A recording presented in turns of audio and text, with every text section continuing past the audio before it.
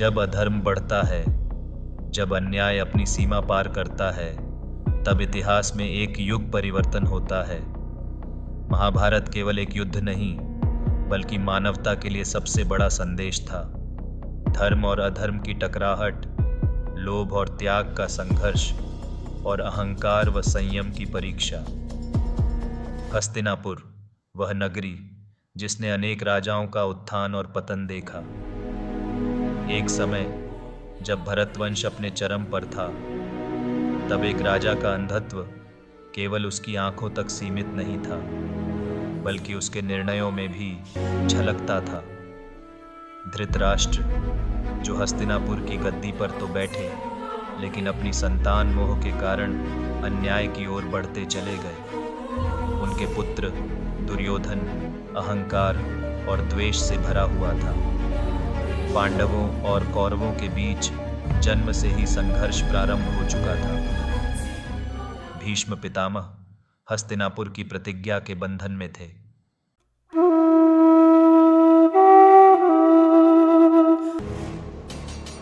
दुर्योधन और उसके मामा शकुनी की साजिश ने महाभारत की पटकथा को नया मोड़ दिया। पासों के खेल में छल और कपट की नीति अपनाकर उन्होंने धर्मराज युधिष्ठिर से सब कुछ छीन लिया। हस्तिनापुर, उनकी सत्ता, उनका सम्मान और यहाँ तक कि उनकी पत्नी द्रौपदी का अपमान केवल एक स्त्री का अपमान नहीं था, यह संपूर्ण नारी जाति का अपमान था। जब सभा में कोई कुछ न कर सका, तब श्री कृष्ण ने उसकी लाज बचाई। यह अपमान, यह अन्याय महायुद्ध का बीज बन गया।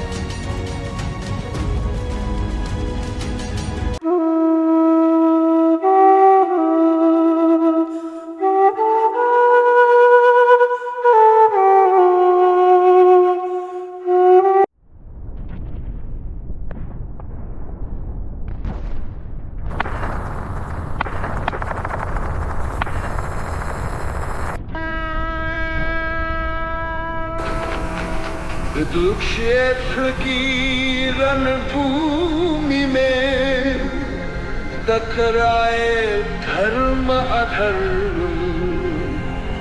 कृष्ण ने गीता का ज्ञान दिया, फिर छिड़ा महासंग्राम। भीष्म खड़े थे भाले लिए, अर्जुन ने गांधी वो उठाए। अश्वत्थामा कर्णन दुर्योधन युद्ध में वीर बने।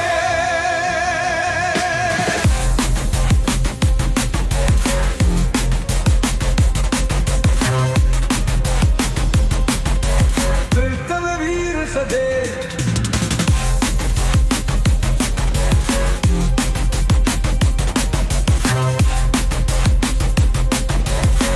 जल ही गदा बहे रक्त की धारा, चख चला जले युद्ध अंगारा। वस्तु हुए अशोक वीर गिरे, युद्ध में हाहाकार मचे।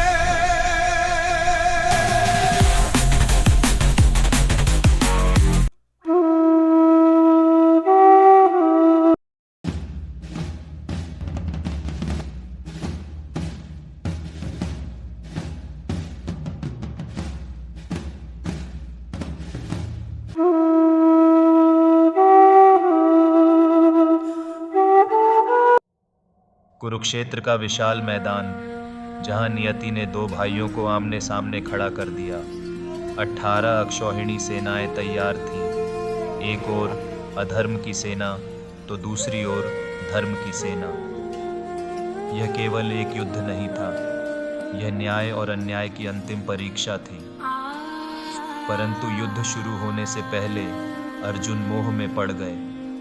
अपने ही बंधु बांधवों को रणभूमि में देखकर उनका हृदय विचलित हो उठा।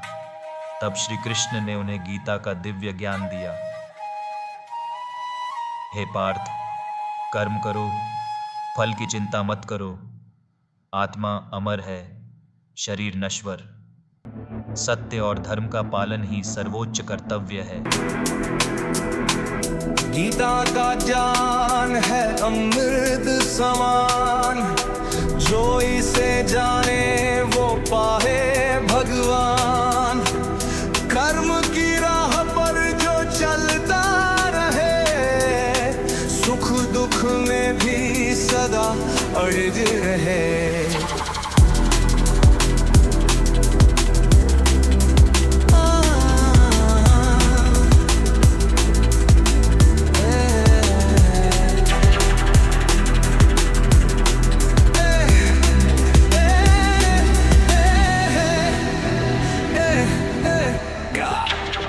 कर्म किए जा, फल की चिंता छोड़, हर हाल में रख विश्वास अटल जोड़। जो सत्य की राह पे चलता रहेगा, श्री कृष्ण सदा उसके संग रहेगा। ना ये शरीर न ये संसार, आत्मा तो है शाश्वत अपार। जो जन्मा है वो मिटेगा एक दिन, पर आत्मा अमर ना हो चिंता भार। इस उपदेश ने अर्जुन को धर्म के मार्ग पर आगे बढ़ने के लिए प्रेरित किया और महायुद्ध का श्री गणेश हुआ।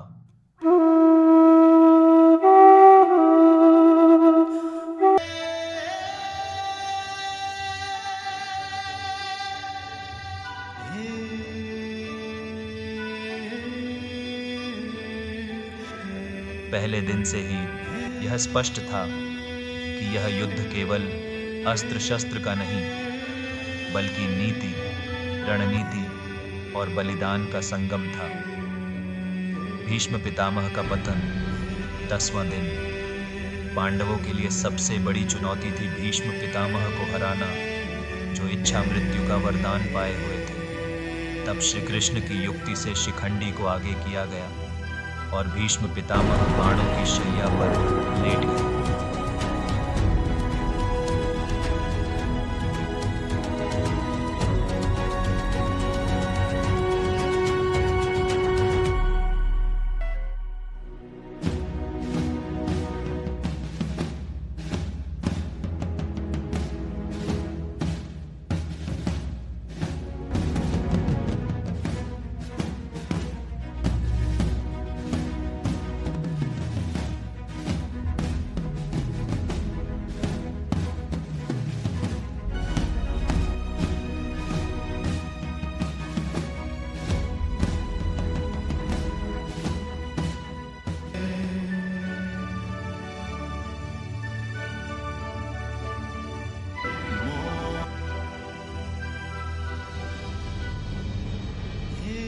द्रोणाचार्य का अंत 15वां दिन अश्वत्थामा के वध की झूठी सूचना देकर पांडवों ने गुरु द्रोण का मनोबल तोड़ दिया और धृष्टद्युम्न ने उनका वध किया।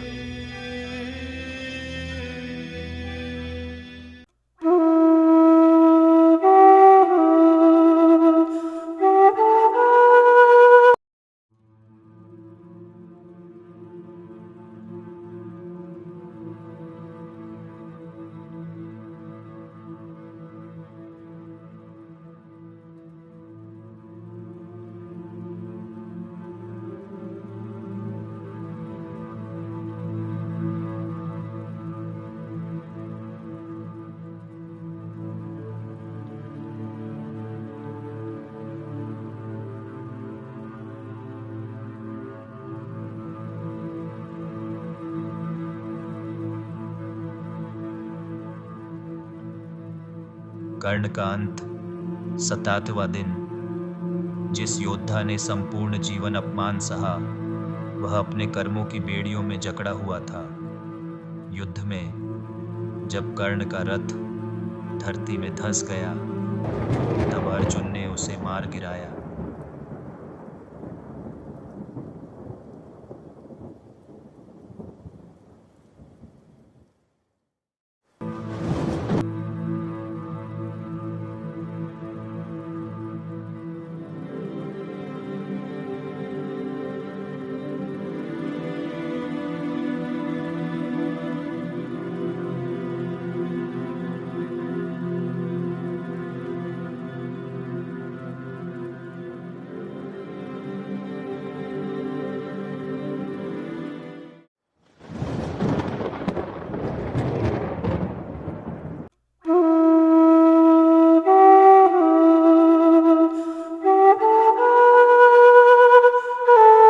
दुर्योधन का वध।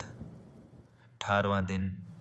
अंततः भीम ने अपनी प्रतिज्ञा पूरी की और दुर्योधन की जंघा तोड़कर उसका अंत कर दिया।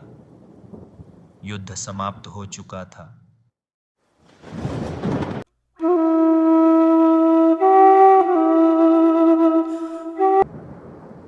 युद्ध के बाद अश्वत्थामा, जो द्रोणाचार्य के पुत्र थे, प्रतिशोध की अग्नि में जल रहे थे। उन्होंने रात में पांडवों के शिविर में जाकर द्रौपदी के 5 पुत्रों की हत्या कर दी। जब अर्जुन ने उन्हें पकड़कर श्री कृष्ण के समक्ष प्रस्तुत किया, तब श्री कृष्ण ने उन्हें कठोर दंड दिया। हे अश्वत्थामा, तुमने एक कायर की तरह मासूमों का वध किया है, इसलिए मैं तुम्हें अमरत्व का श्राप देता हूँ। तुम युगों युगों तक धरती पर भटकते रहोगे, अपने घावों के साथ अपनी करनी का फल भुगतते रहोगे।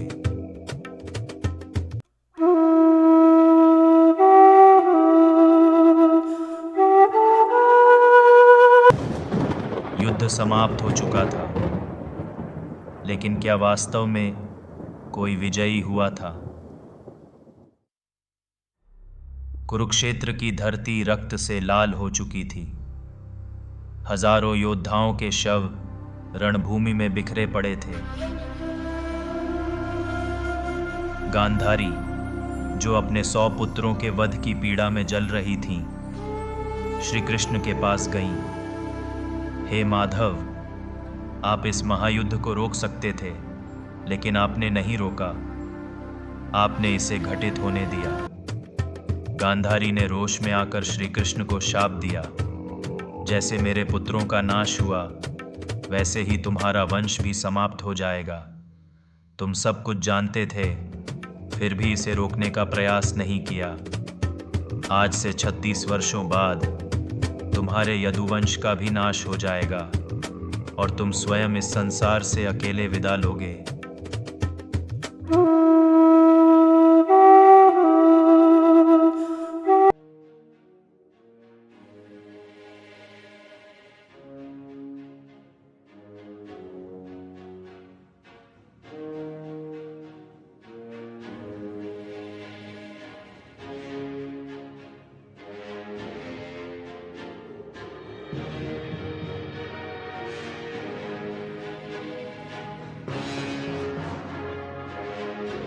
युद्ध के 19वें दिन, जब सम्राट युधिष्ठिर को हस्तिनापुर का ताज सौंपा गया, तब वह जीत के इस महल में अकेले खड़े थे। चारों ओर विनाश का सन्नाटा था।